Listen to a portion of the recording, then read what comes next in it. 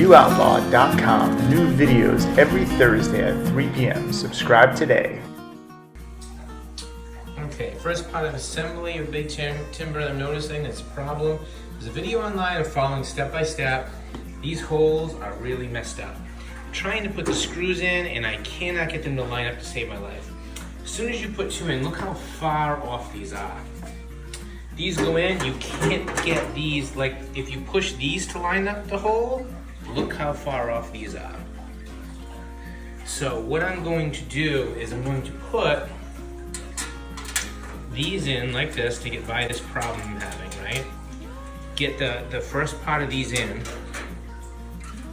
and then I'm going to use a tool, just an Allen wrench, and I'm going to get it in here and force it over.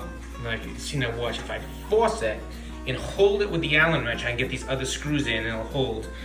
This is the piece that goes on top of the chimney, the heat shield, like on top. And then that film, you know that film you take off for like stainless steel, you're gonna have to rip it off this whole cover. Be very careful, it comes right off. You think you got it all off? Look here, I've taken all these sides out already. So you can't even tell right now, right? Look at this. After it rips off, there's this little piece, and you gotta start it with a razor and it comes right off. Don't forget to take that off. If you miss this, like I almost did, this is a heat shield where 90% of the heat's gonna go up. That is gonna melt on there, it's gonna stink, and you're never gonna get it off once it melts. You're gonna have to, like, you know, goo it off with a scraper and everything else. So just make sure you get that protective plastic off the inside of this. Now, on the operation of the big timber, here you'll see where the pellets gonna come out, they're gonna fall into there. This is your ash tray back here. When all the ashes are done, you can open and shape this thing and they'll all fall into that pan. And what I've done is I put just a few of the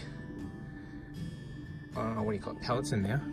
Now there's a little thing right here. When you want pellets to come out, you're gonna pull this out. When you do that, that's when it's gonna fill it.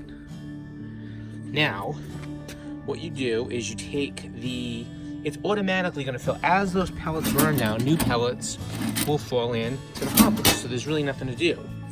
So what you do is you take some of this fuel starter. You can also use like charcoal lighter fluid, that kind of thing. So what you do is just squirt some in here. I like the gel just because it goes on. You can see where you put it. Light it up.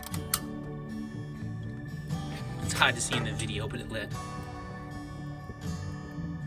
Now what we're gonna do is we're gonna set a timer.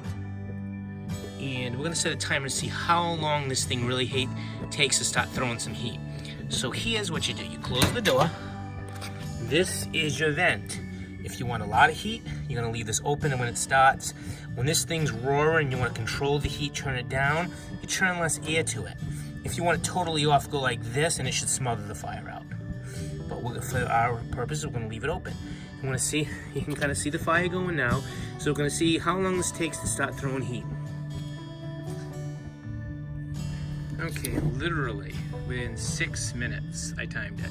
This is the fire after 6 minutes. You can see when you first get it, the paint's gonna cure. You're gonna see smoke coming off the paint. That's in the directions that's natural. What I'm pretty impressed about, it is already throwing more heat in 6 minutes than the patio heater ever did.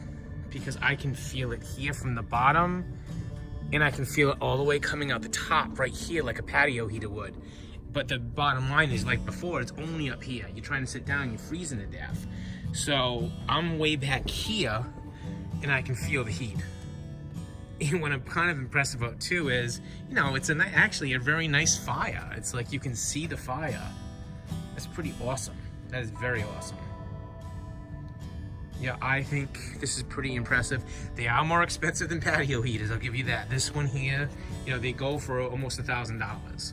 But the bottom line is they also cost pennies compared to a, you know, I shouldn't say pennies. It could cost probably about a quarter of what propane costs when you get good pellets. And as you can see, I mean, this thing is raging and there's no smoke.